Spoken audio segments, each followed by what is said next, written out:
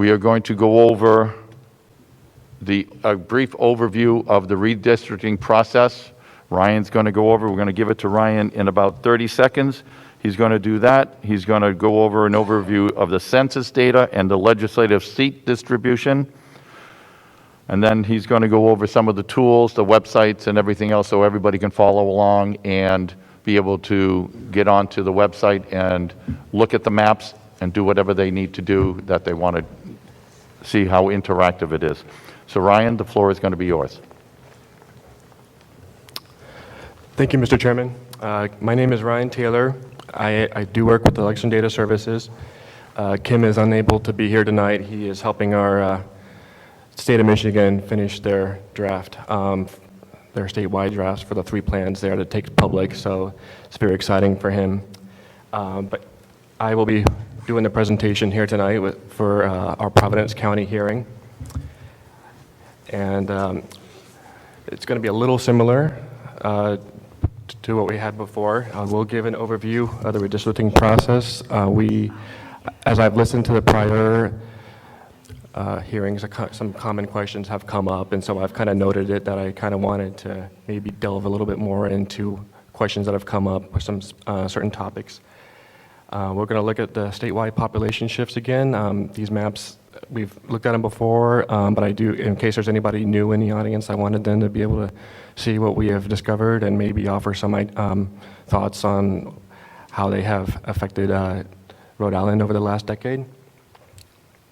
We'll be taking a closer look at Providence County as they are hosting us for this meeting. Providence County has saw tremendous growth over the last 10 years, enough to maybe even see an additional seat in the House. It's been that significant of an increase in population. And it also has become a lot more diverse. It's gone from 34% non-white to 43% in the last 10 years. And so we have been researching all the data available and trying to discover what has transpired. We do have online tools for public input. The main website is redistricting.org. If anybody has not yet learned that link, it is a collection of our data and our events calendar and ways to contact us, as well as links to our other online tools, such as the Community of Interests creation site that we hope gets a lot of usage in the weeks to come, as well as our up-and-coming district draft plan website. After I'm done, I look very much forward to hearing the public testimony, if there is any tonight. Some of the things, aspects of redistricting that I kind of wanted to touch on today was court decisions in the last 40 years have kind of introduced this value of one person, one vote. And so I'm going to talk a little bit about the interesting aspects of that and what the courts found when they started looking into redistricting as a possible process. Census blocks, they are the building blocks of a district, and we've had questions from the commission and public about what makes up those, and so I'll give some examples of common ways that census blocks are set up by the census for drawing plans. And also, I will like to delve more into the community of interests ideas, and so because that is a very developing notion that a lot of states are adapting to, and so we'll talk more about those. When we talk about one person, one vote, it kind of answers the question that why redistrict? I mean, it would be a lot easier if everything just stayed the same, of course. And up until the 1960s, that's the way it was.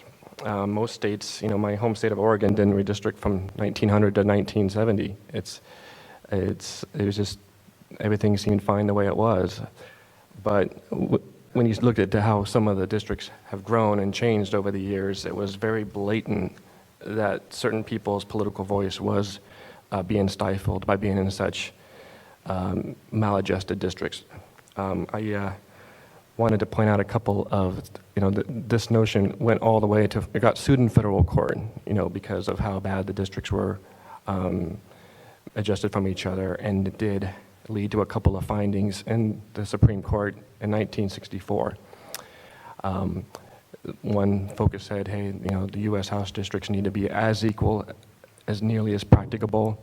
And the states after that started making a good faith effort to draw districts with the same number of people, as well as Reynolds versus Sims that said the same concepts apply for state districts with a slightly, but courts have found since then that it doesn't necessarily have to be the same number of people. They will work with plus or minus 5% deviation. But so many states before this had a method of electing a legislature from a county or municipality, no matter the size, that was found to be unconstitutional. On the left, I have some very interesting examples of just how bad the districts were before redistricting started as a practice. Like in New Hampshire, they allotted one House member per township. Well, one township had 3 people in it, and the largest had over 3,000. So you can see just how bad, just how much power people in that small district had over the ones that were larger. It wasn't just New England. California had the same system. 1 senator per county, and one county has 400 people, and Los Angeles County has 6 million.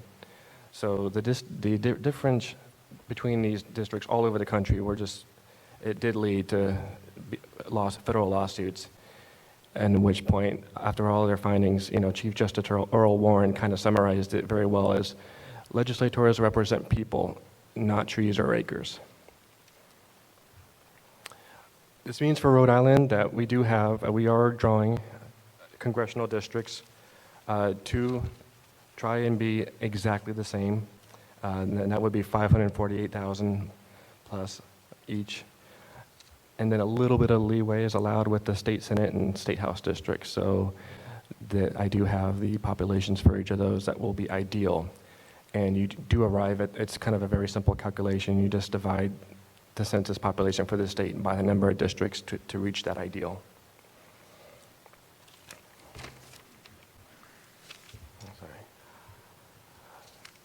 So we know a little bit about why we redistrict. Let's talk a little bit about how. Census blocks are the building blocks for drawing a plan. And a lot of them, and these are given to us by the census, and then we get the population counts per block so we can know how big the districts will get as they're developed. So here are some examples. I think I tried to find an example of every one in the state with a aerial view from a city or town in Providence County. Generally, the census has designated visible features, visible lines that connect on multiple sides to create a polygon. Some obvious examples are freeways and railroads, streets, both major and neighborhood, as long as they connect to other streets. Not just roads we drive on, but rivers. The rivers in Woonsocket is a census block, and as well as ones that maybe you can't see very easy, like creeks and brooks, such as the Rush Brook in Scituate is used as a census block. And in the rural towns, it's really important to have more option than just the streets, because streets can be few and far between sometimes. Some things you might not know: power lines. High voltage power lines. Lincoln has a big network of them. Those help separate out neighborhoods and big blocks by using those as a census block. So a district might go to the high voltage power line instead of having to go all the way to a street that's pretty far away. And also recreational trails like mountain biking and hiking. Burrillville has quite a few of them that are used to help delineate census blocks in that town. So these are all, everything that you can see as a line, if it can create a shape with other lines, it very likely it can become a census block. But they're all visible features. For this, 2020 was the first time that the census gave us a good opportunity to offer our own suggestions on blocks that you couldn't see. I have an example here from Johnston in 2010.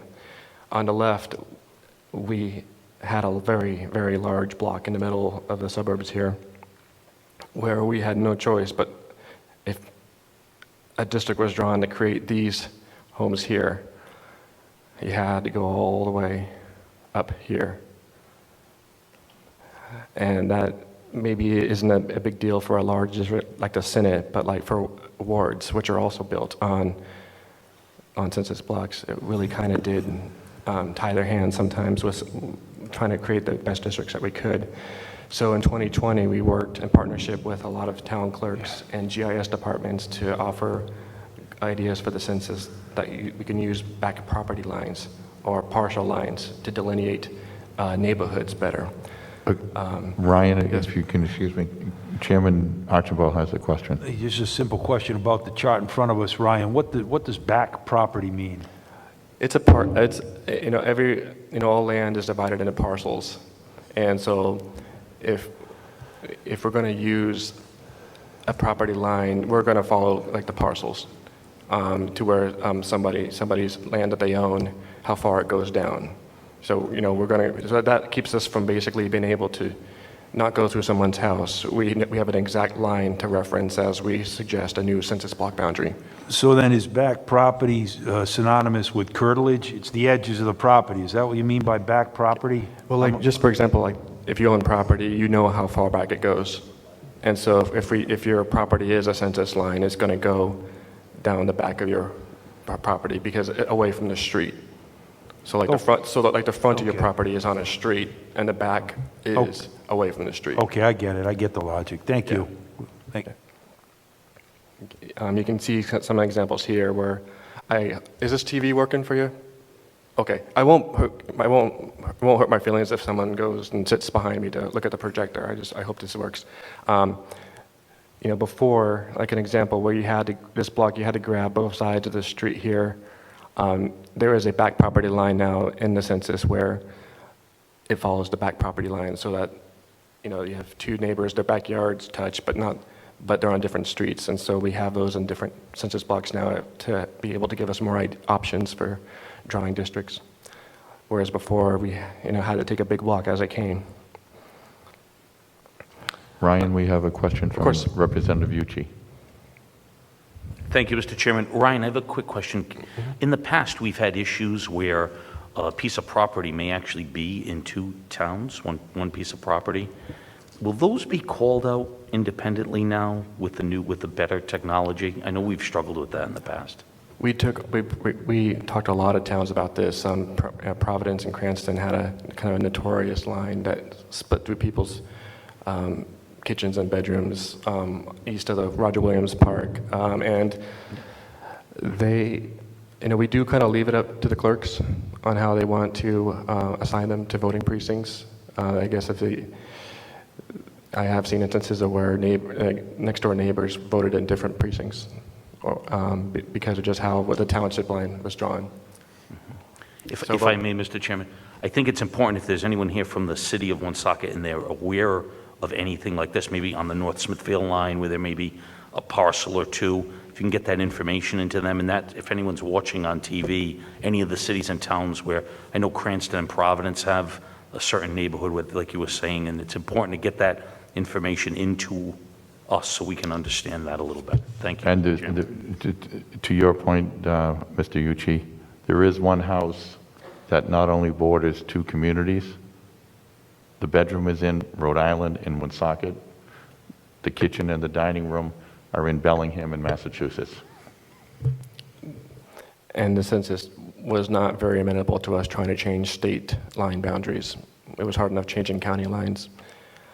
So I assume they have a system there that suits them well, and didn't want to mess with that.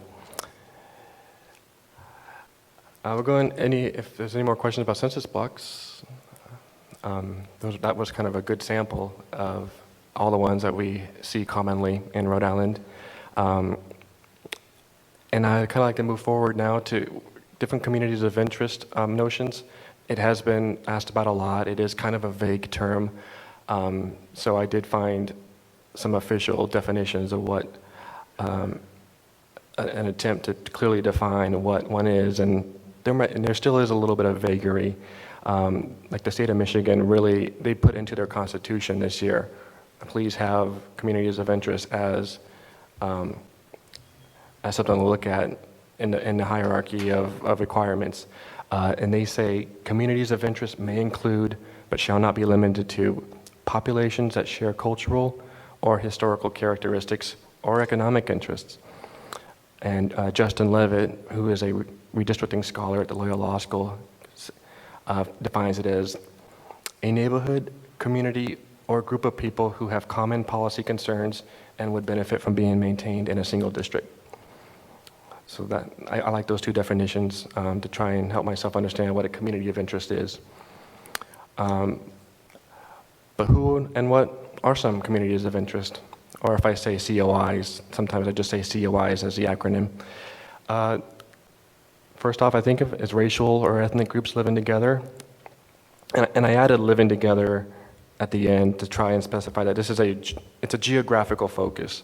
I mean, you can have a certain population group that's spread across the state, but if they're spread far and wide, it's going to be kind of hard to think of them as a community. So these are, we tend to strive to say these are focused neighborhoods where racial and ethnic groups live together. It's especially interesting to look further at groups that are not identified in the census. The census identifies races, white, black, Native American, Asian, Pacific Islander, other, and multi-race, as well as the Hispanic ethnic group. They don't identify people of Arabic descent, Chinese descent, Cape Verdean, etc. I like these examples because in all of our clients, these are groups that are playing a role with communities of interest. Like in Michigan, we've had a lot of input on trying to keep the Arabic community whole within a district, and like the Chinese in Chicago, and as well as we've already heard about the Cape Verdean community here in Rhode Island, who have a large population in Pawtucket. So there is data out there. The American Community Survey sometimes attempts to paint a picture on where they live, but at the best knowledge is local knowledge. And so that's why we're hoping that we have some really good submissions on our website about people who really know their neighborhood. Environmental groups have shown that they to be a focused political group with communities of interest. These can be communities along a waterway or in a watershed or communities lining a beach. When I was here 5 years ago, I heard about the opposition to the Clear River Energy Center. It's possible that's can be considered a community of interest. It's a conversation worth having for sure. And then there are social groups who are a community of interest.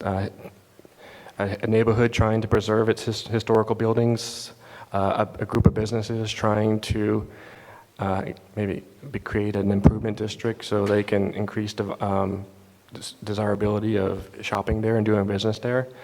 These are all groups that basically have a desire to have a voice heard in state and local politics. And so that's how we're kind of defining communities of interest. Where are they found? Pretty much everywhere. Michigan has been kind of our crash course into how they are being used and submitted from the population. Michigan residents submitted over 1,800 different communities of interest to the Redistricting Commission. I have a map of them here. It makes no sense. It just shows where they all are, and I don't think there's a single census block that hasn't been placed into a community of interest. Some of them... Ryan, if I could I just want to acknowledge that Representative Grace Diaz has attended, showed up. Okay. Welcome, Grace. Welcome. Some of them weren't that useful.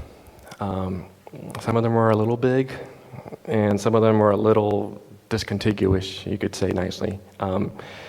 We are focused towards smaller geography, and someone saying that a community of interest of every city and town except for Providence wouldn't do us very good, because, obviously the thing is that's way more than a district can hold.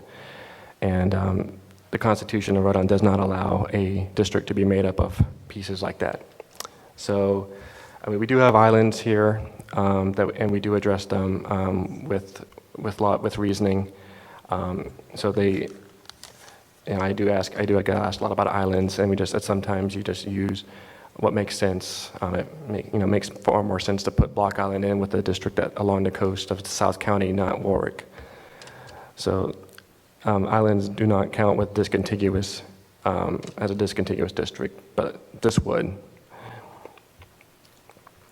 Some of these communities of interest, however, were very useful, and as I watched the commission work, there was a couple ones that kept coming into the limelight, like the aforementioned Arabs in Wayne County.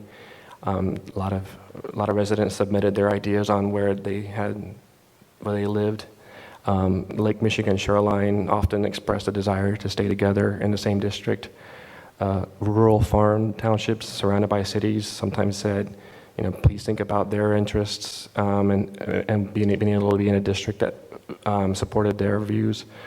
And cities that were quite similar, but had historically been split apart, there was a grouping of Bay City, Midland, and Saginaw that had always been split up by different districts, and finally they were able to, the communities were able to say, we think we should be a Senate district. So here's kind of where, here we are, and you can keep us apart if you can, keep us together if you can.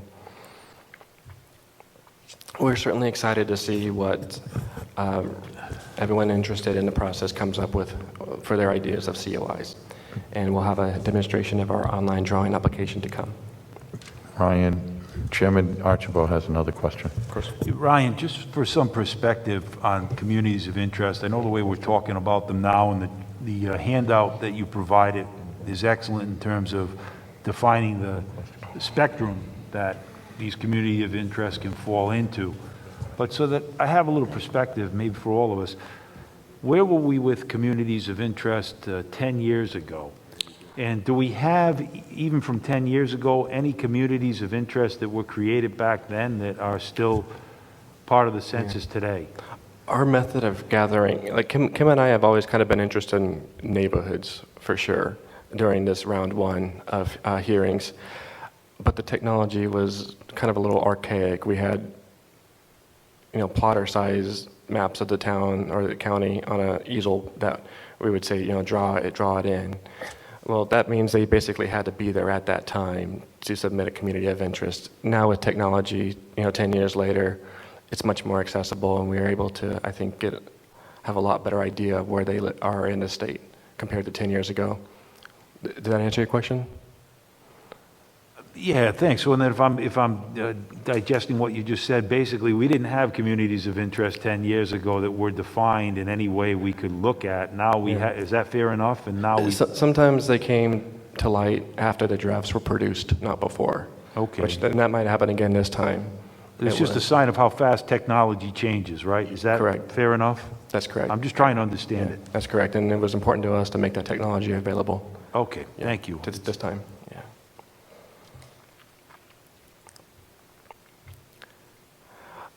Going to show a couple of slides that Kim liked to bring up before for anybody who's, this is their first presentation.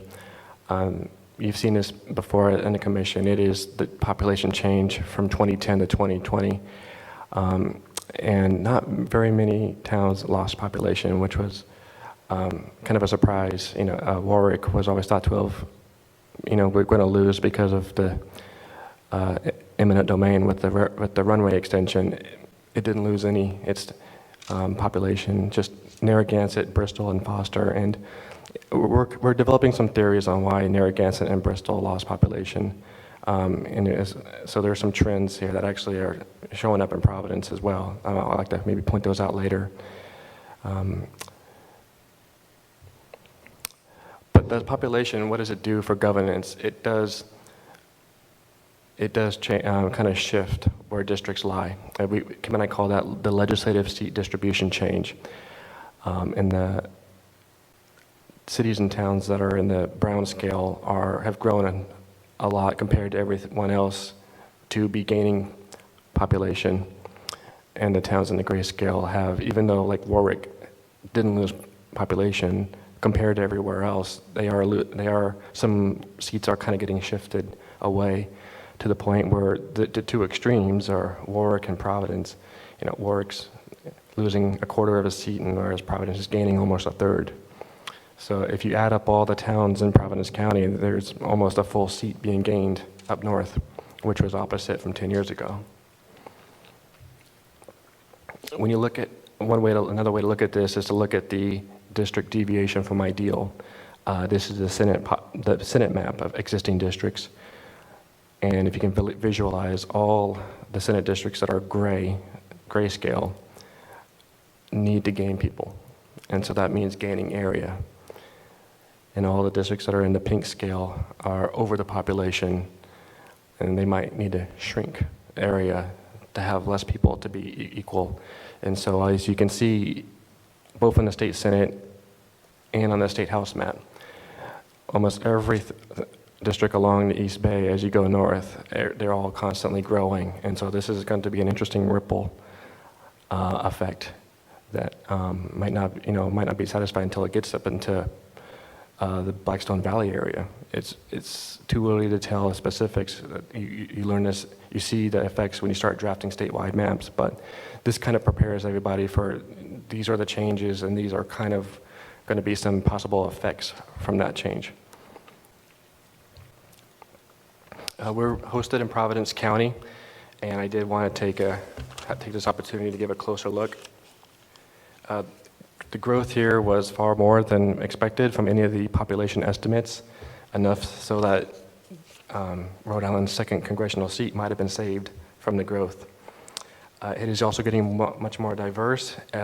It's 9% points more minority than before. Providence County gained 34,000 people, or about 5%.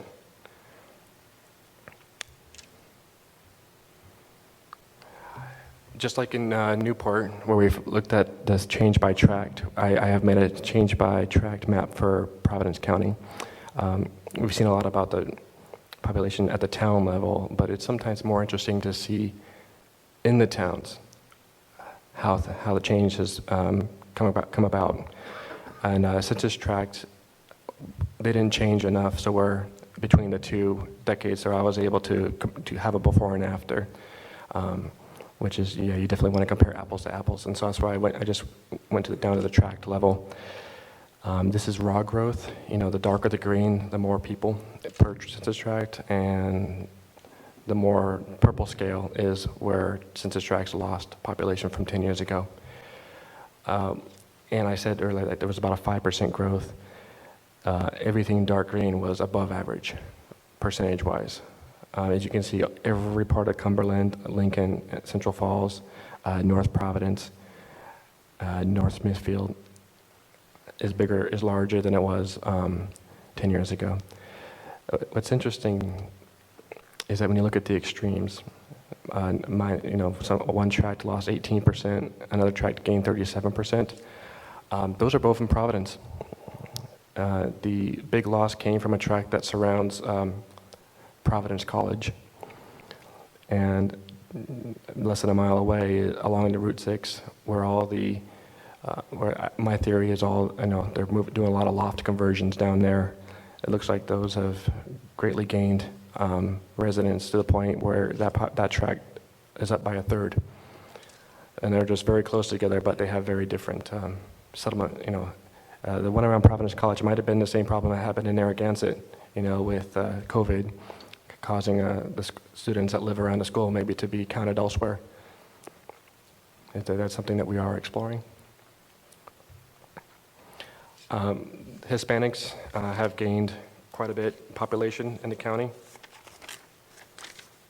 I said earlier, it's about 9 points more minority, and Hispanics are about 5.5% percentage points of that. They have very large communities in Providence and Central Falls, as well as Pawtucket. Any dark red block group is over 50% Hispanic. Non-Hispanic Blacks are the second highest minority, but they stayed the same at 7.2%. With no block groups that are majority, but still strong populations in South Providence and Woonsocket neighborhoods, and a lot of parts of Pawtucket. Non-Hispanic Asians are growing. They gained about almost a percentage point of the populations. A little, about 4% countywide. Not just living in around Brown or Bryant University. They also have very strong communities in Cranston, Cumberland, and Woonsocket. Most fascinating is the doubling of the multiracial population, of which is highly localized in the western half of Pawtucket. I am very curious to explore those neighborhoods more, to learn more about this population increase. They are 5% of the county now, as opposed to 2.5, 10 years ago. Kim is interested immensely in the effects of the disclosure avoidance system that the census enacted this year to help hide instances of where specific characteristics could be determined about a person personally based on how they responded to the census. And so he has asked me to produce, for every town, maps of the population of each block to see if local knowledge can glean anything interesting from that, to see if come up with examples of where the results are very confusing. Any examples that anyone can find, we'd love to have submitted to us. And so on our website, we'll have examples just like of this map of Woonsocket on for anybody who wants to help us out in that way. We're back to the websites. We do want to stress everything is being stored on redistricting.org.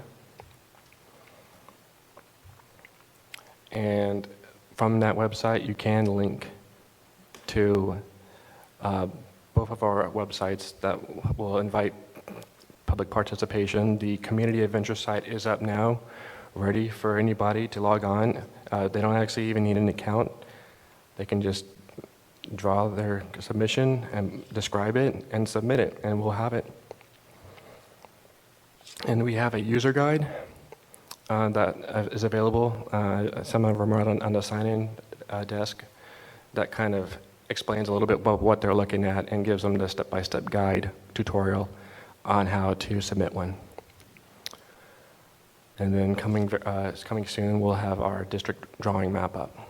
And if anybody needs wants a kind of a hands-on training, we will be available to set up appointment times at the state library, at the State House. And that's our number to contact.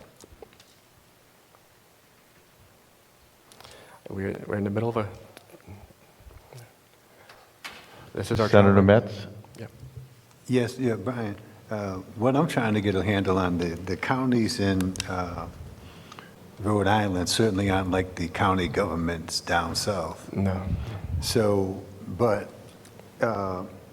so we're doing the census data based on counties.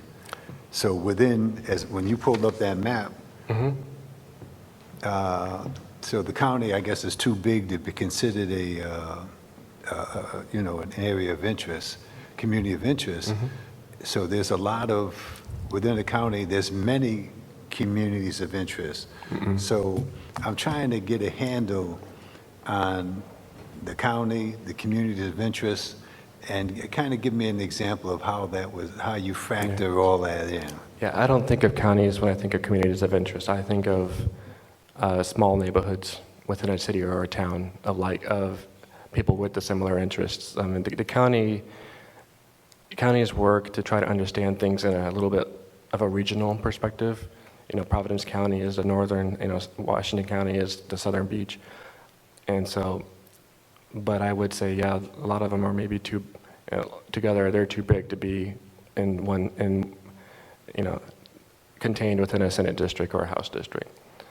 So I agree that, focus, if you're going to be thinking about communities of interest, you don't have to focus on the notion of a county at all. Yeah. Okay. All right. Anything else before we start the public testimony, Ryan, that you want to bring forward? We're just having fun on a road show. We're here to hear the public testimony, describe kind of what we hope to have from the Communities of Interest website, what we're observing from the census efforts, and want to hear some views on the process. Okay, thank you. Thank you. Just want to acknowledge that we have Senator Murray in the audience here. Did you want to speak, Senator Murray?